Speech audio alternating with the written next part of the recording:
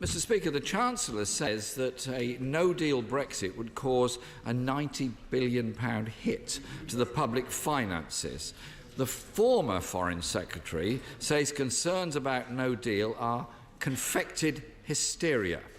Who does the Prime Minister think is right? What can I say to... First of all, can I say to the Right Honourable Gentleman, I share the remarks that he made in relation to the incident in Port Talbot.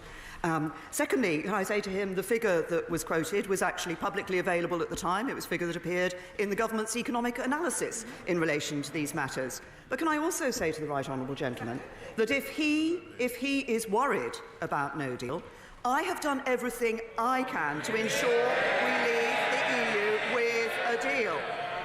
I can look workers in the eye and tell them I voted to leave with a deal that protects jobs. The Right Honourable Gentleman can't do that because he's voted 3 times for no deal. Mr. Speaker, the Prime Minister should be aware that her deal was rejected 3 times by the House. And when something's been rejected 3 times, you might think about an alternative method of doing things. A confidential Cabinet note apparently says that the government is not properly prepared for no deal, and NHS trusts have warned that it will pose a major risk to NHS services. And, Mr. Speaker, Make UK, representing UK manufacturers, recently said there's a direct link between politicians talking up the prospect of no deal and British firms losing customers overseas and people losing their jobs. Are Make UK guilty of confected hysteria, or is it speaking up for its members and its very legitimate concerns right across the manufacturing sector? I think what business organisation after business organisation showed earlier this year is that they wanted people in this House of Commons to vote for the deal so we could leave with a deal. Corbyn! Well, Mr. Speaker, she couldn't get her own party to support it. The opposition parties didn't support it either.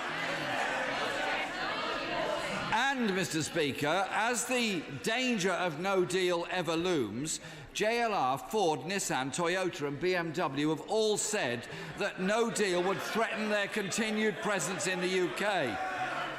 The Society of Motor Manufacturers and Traders have said leaving the EU without a deal would trigger the most seismic shift in trading conditions ever experienced. And, Mr. Speaker, within the last week, Vauxhall has said that their decision to produce the new Astra at Ellesmere Port will be conditional on the final terms of the UK's exit from the EU. So what can the Prime Minister say to workers at Ellesmere Port and elsewhere? And Order! The Right Honourable Gentleman will not be shouted down under any circumstances whatsoever. If you're shouting, stop it. You can do better, and if you can't, it's about time you did. Jeremy Corbyn. Mr. Speaker, I was going to say to the Prime Minister, why doesn't she speak to both of the candidates to succeed her and just remind them that as they trade insults over no deal, it's thousands of jobs that are at risk the more they ratchet up their rhetoric. The Right Honourable Gentleman was saying, what would I say to workers at Ellesmere Port? I'll tell him what I'd say to workers at Ellesmere Port. I and the vast majority of Conservative members in this House voted to protect their jobs. The Labour Party whipped 3 times against a deal. The Labour Party whipped 3 times for no deal. The threat to those Ellesmere Port jobs is from the Labour Party. Mr. Speaker, Comes on! You're very overexcitable. Calm yourself. Jeremy Corbyn. this party is about protecting jobs and living standards in this country, not crashing out without a deal. And with tariffs up to 40% on some basic foodstuffs, can the Prime Minister set out exactly what impact no deal would have on food prices and on the farming industry in this country? The Right Honourable Gentleman claims that the Labour Party stands up for protecting jobs and living standards. It has not only voted 3 times for no deal, therefore putting jobs under threat, it has also consistently it has also consistently, on a number of occasions, it has voted against the very tax cuts that help people to maintain their living standards. We'll take no lectures from the Labour Party on protecting people's jobs and living standards. As I recall it, Mr. Speaker, it was this party that put a motion forward to take no deal off the table. The managing director of Birdseye says no deal would add 20% to some foodstuffs instantaneously, and that the NFU say no deal would be very damaging to British farming.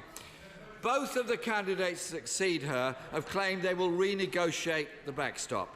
So can she confirm that Section 12 of the EU Council decision to extend Article 50 ruled out reopening the withdrawal agreement and therefore the backstop?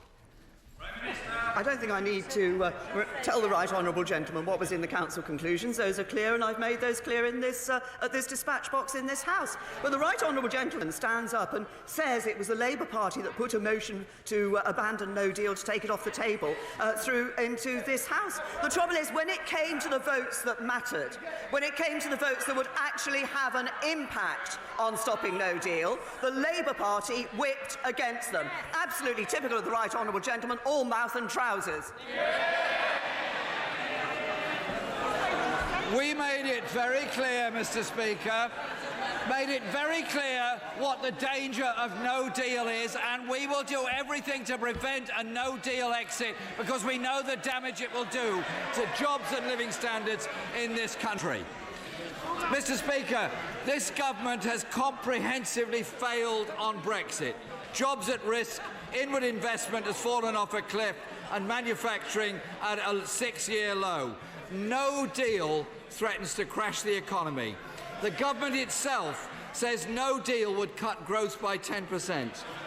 Yet we have two leadership candidates who are threatening no deal and indeed competing with each other on the rhetoric of no deal.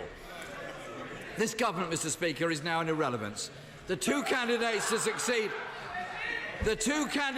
succeed her have only got fantasy plans.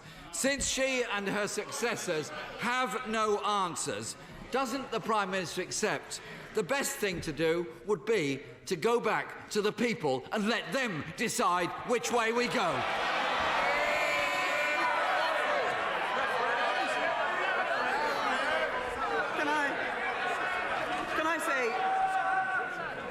Can I say to the right honourable gentleman, I've made the point now, I think in answer to 5 of his questions, that if you want to ensure that this country leaves the European Union with a deal, you have to vote for a deal, which is what he and his colleagues have consistently refused to do. But there's another question for the Labour Party on this. With all this talk about no deal, the question really is, where does the Labour Party stand on Brexit? The Shadow Brexit Secretary doesn't support Brexit. The Shadow Foreign Secretary doesn't support Brexit. The Shadow Chancellor doesn't support Brexit. The Labour Deputy Leader doesn't support Brexit. Labour want to block Brexit, and that would be a betrayal of the many by the few.